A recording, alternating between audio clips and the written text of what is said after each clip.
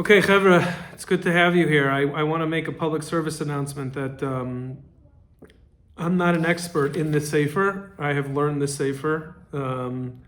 It had a pretty big hashpah on me when I learned it, but this is going to be a true Chabura, so I don't have to be the only guy to read. Do you guys all have the sefer?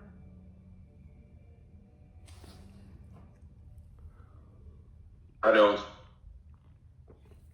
Okay. Akiva, Ariel, did you guys get it by chance or no? I don't. I can't really talk right now. It's fine. So just listen. I'm listening though. Yeah, I'm listening. I'm in the same situation. I don't have it, and I'm gonna be on mute most of the time. Okay, so we've got. You better let this out in your own voice, Avishai. That's. I love hearing myself talk. So I'll read tonight, and I'll bring out whatever points I can. Obviously, please jump in if you hear something that we need clarity on, and then each week, should this continue to be, I know I'll be here, Mirz Hashem Bli Neder, but should this continue to be a Chabura, then you guys can also read. But let me just give you a little background. So the Piazetzner was somebody who, in the camps, he wrote a variety of things that they only found much later. I don't know if Chovas Hatalmidim was one of the things that they had found in the camps, but they had found his writings. I don't remember where or how. Yaakov could give us better context, but he was someone who documented his diary when he was in the camps of what was going on and how the experience was. And one of the resonating, very well before its time commentaries and behaviors of the Piazetzner. Hold on one second. One of the very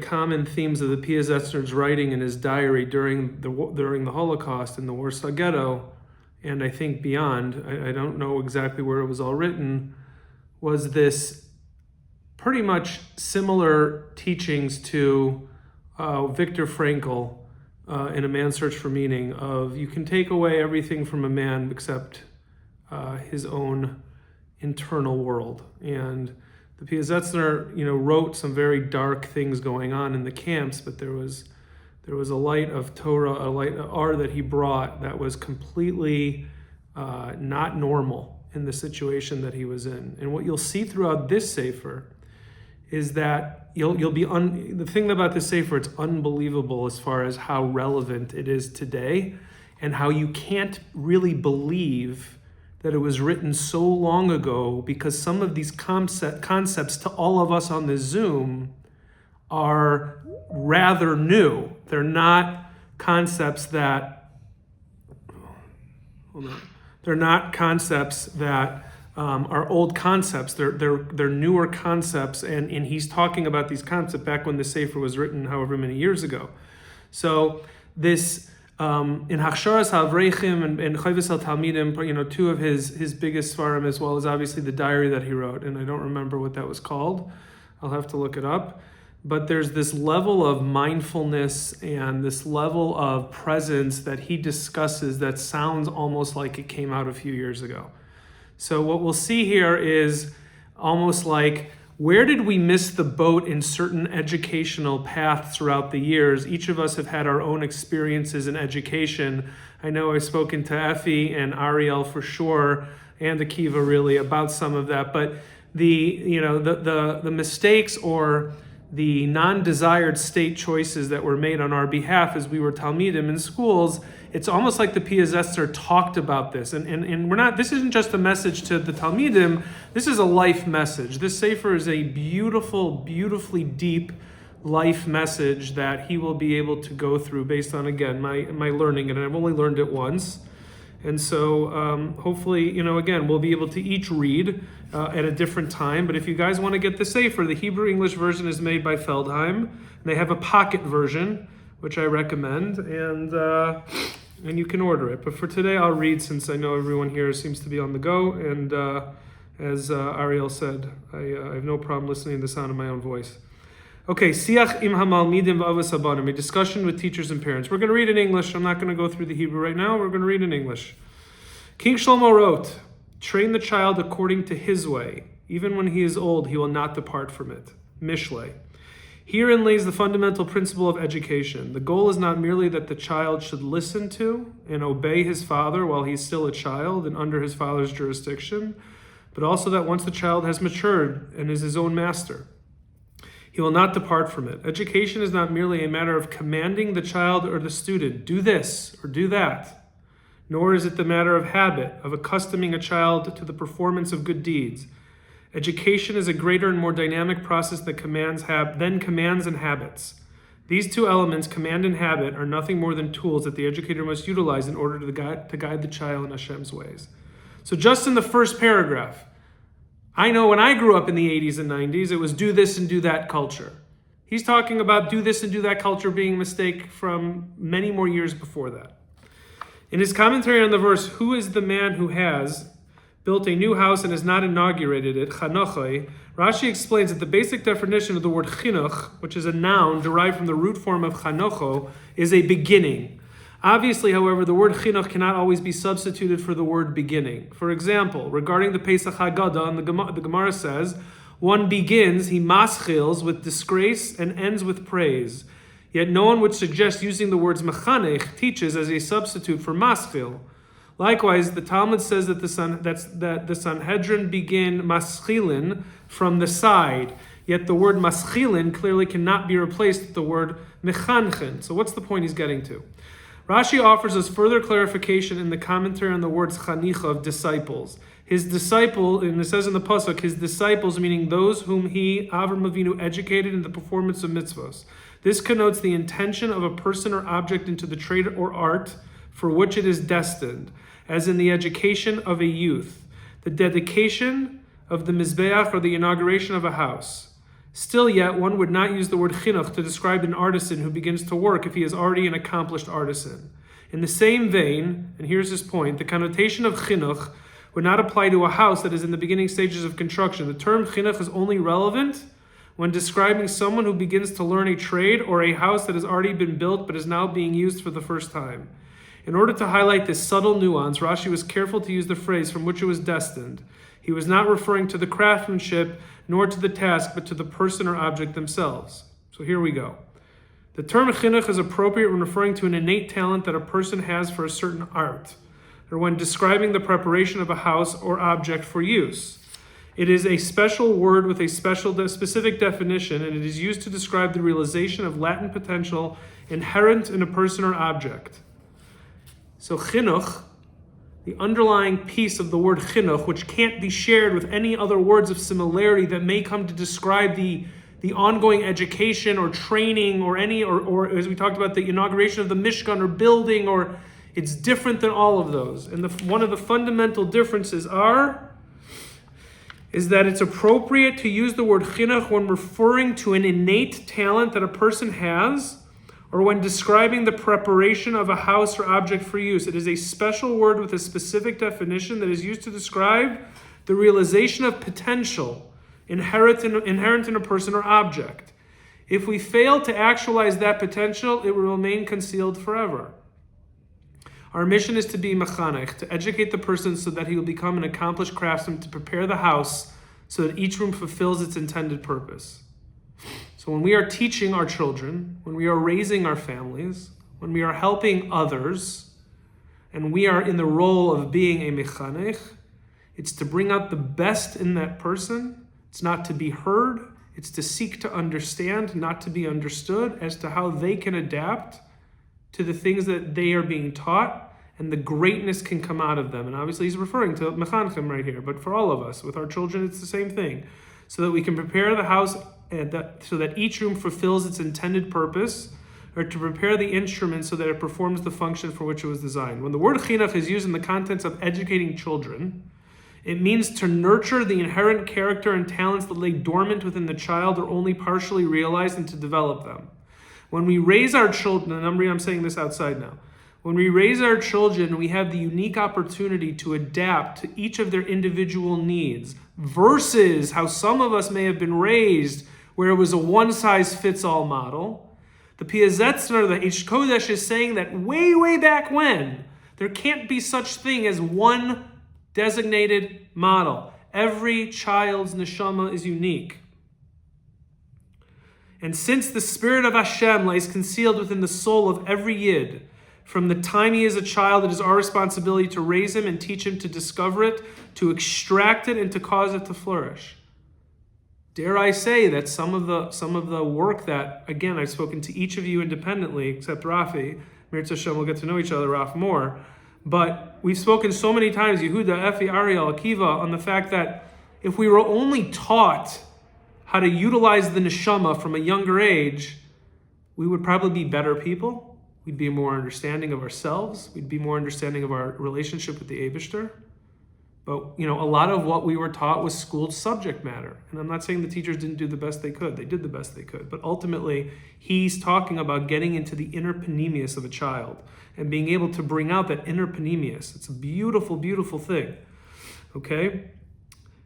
On the other hand, one who uses commands or even conditioning, listen to this, one who uses commands or even conditioning will continue to act or can never be sure that the child or student who has been commanded or conditioned will continue to act accordingly even after he has grown and achieves independence. This book is almost 100 years old, this Sefer. And this is why King Shlomo instructed us to train the child according to his way. Chanoich lenar al pi darkoi. Prepare him, penetrate his very being, and discover that the spirit of Jewish holiness that lies hidden within him. Then and only then, even when he is old, he will not depart from it. If we don't get to the inner selves of who we are, and we continue to survive on the external reality that exists in our world, if we continue to strive and survive on money, on business, on items, on stuff, on things, on pleasure, on fun, and we don't build the child, we don't build our own selves in a way that allows us to cement that there's an inner working piece that is being the leader of what I decide to do every day.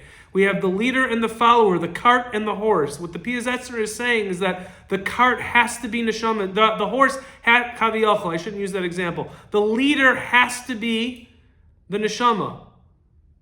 The leader in a child has to be tapping into the neshama. The value a child gets with his father when they bond and they hang out from a young age is unbelievably more powerful than some of the biggest chinuch they're going to get. The same thing with a Rebbe.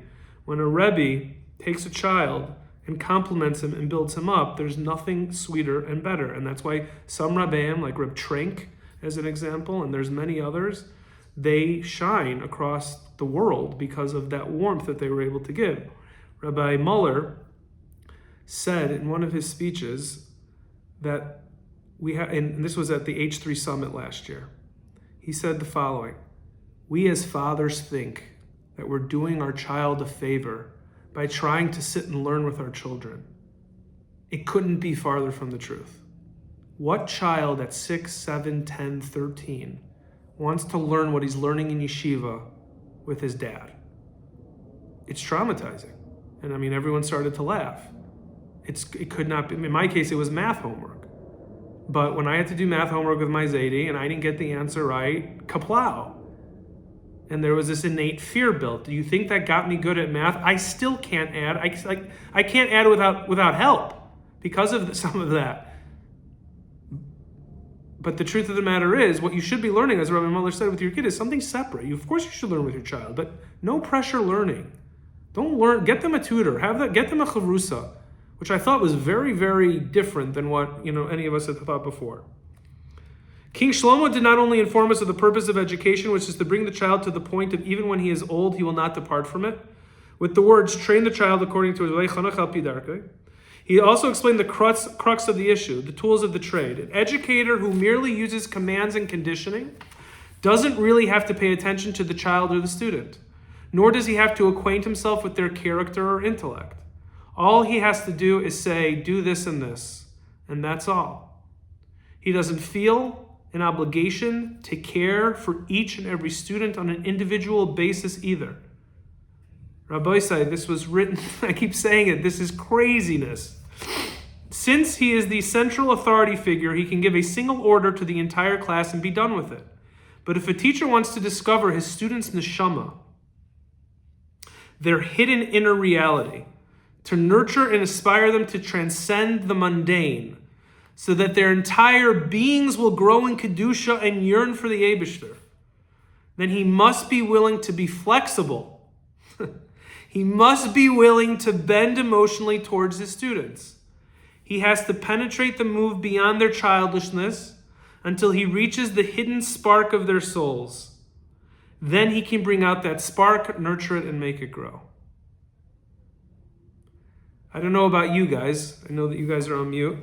But for me, to read this about the experience of what it means to be a Rebbe, a teacher, a leader, a person of influence, is far different than what I was used to hearing or what I believe was the main, and we've gotten a lot better at this over the years. Effie, you want to add anything? Okay. No, I'm listening. So since this is the case, it follows that the process of education will not be uniform for all children. Rather, it will depend on each child and his individual nature, mind, and character. It is the responsibility of the teacher to acquaint himself with him. It is not enough for the teacher to know himself, because he will not be utilizing and activating his own mind and capabilities to instruct and teach, but those of his students as well. I'm going to read that one more time. It's not enough for the teacher to know his own self, because he will not only be utilizing and activating his own mind and capabilities to instruct and to teach, but those of the students as well. The power of showing up in the world when you are there for other people to seek to understand them versus to try to be understood is a mila very few people have. We work and live and operate in a world that operates the following way. Hi, it's nice to meet me. Do you want to learn more about me? Hi, I have, and this is unconscious maybe. Hi, I have this new thing. Do you want to see this new thing? Hi, I did this at work and I made this amount of money. Do you want to know about the kind of money I make? Hi, I had a hard day and my day was this and my day was that. Did you? I didn't even get to you. So it's the constant and frequent self-interested behavior that he's talking about from a teacher's perspective that maybe is worth thinking about as we continue to encounter the reality that we're in every single day of, can we really fully show up for people, for our loved ones, for people in the office, for people in the community, where there's this presence of mind that they feel heard and understood. And there are a few that do this well, and guess what happens to those people? They end up having armies of people that are in support of them because they ultimately were really there for them and are constantly really listening, not needing to have this feeling of sharing, but really the opportunity to listen and care. So this is the case, it follows that the process of education will not be uniform for all children. Rather, it will depend on each child and his individual nature, mind, and character. It is the responsibility of the teacher to acquaint himself with them. It is not enough for the teacher to know his own self, because he will not only be utilizing and activating his own mind and capabilities to instruct and teach, but those of his students as well. He won't use the same approach for two students who possess different natures, desires, and characters. And that is what King Shlomo was alluding to when he said, train the child according to his way, according to his individual ways. We'll read a little bit more and stop. We're not referring to the art of teaching known as pedagogy. I don't even know how to read that word. The method through which a teacher utilizes the child's mind and broadens his knowledge of Torah. For it's not the student's mind alone that we're trying to reach. Rabbi Isai, listen to this. We are not referring to the art of teaching the children, the methods by which the teacher utilizes just the child's mind and broadens his knowledge of Torah. It's not the student minds alone that we're trying to reach. Our goal is to get in touch with the student's entire being. We want to take a hold of the nefesh, ruach, and neshama of the Jewish child and connect them to Hashem so that he will grow to tremble at the word of Hashem and channel all his desires towards him. Beautiful. Each and every parent and teacher knows that for small children and young students who stand before them today will not remain small and young forever. They will grow up to be adults, and they might even achieve greatness in Torah and Avodas Hashem. Despite this obvious fact, there are those whose goals focus only on that which appears before them now in the present. And since those who appear before them now are children, they focus on teaching them to be good children. As a result, the level of Torah and Yiras Shamayim that these teachers strive to impart is commensurate with the student's level of maturity or lack thereof. Such teachers consider this to be sufficient. But this type of parent or teacher, because he's talking to all of us, is committing to a grave sin against both Hashem and Klal Yisrael. Parents and teachers have to be aware that their mission is to discover and nurture children of Hashem and Gedolei Yisrael.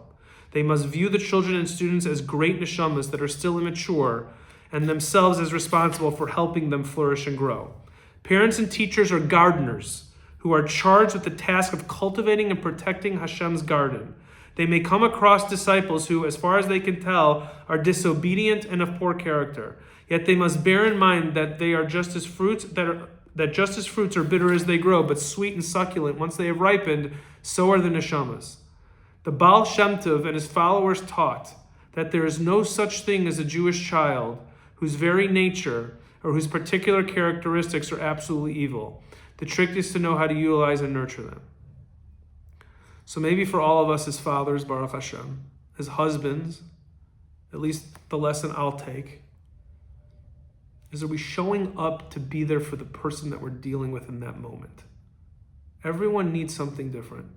My dear friend Effie needs something different than Yehuda. Yehuda needs something different than Yitz Rosenblum. Yitz Rosenblum needs something different than my guy who works for me. The guy who works for me needs something different than my wife Tammy. My Riva needs something different than my Rafi different than my Gavi. So what are we going to be able to do when we learn the facts on the ground from the Torah of the Piazetzner on how sensitive and delicate he was on specifically saying that if we want to make someone so sustained and so fulfilled when they get older, like our children, then we have to get into the neshama of each of them. And I'll be honest with you, Effie does this really, really well. I know he wouldn't expect a compliment from me on this topic, but he's got the wide spectrum. But he has a way of working with really Ari. And it's an unbelievable midah to be able to adjust to those things. But I think it really goes across it goes across the board in everything that we're doing.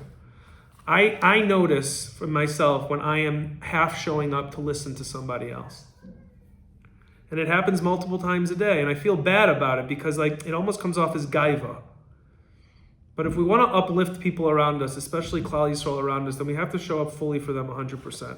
And again, he's going to go through so many more lessons, but really just try to contemplate. I mean, the thing that inspires me to keep reading the Sefer is, imagine if this is how it was talked about in our day. But the Piazetzner was talking about this 70 years before our day.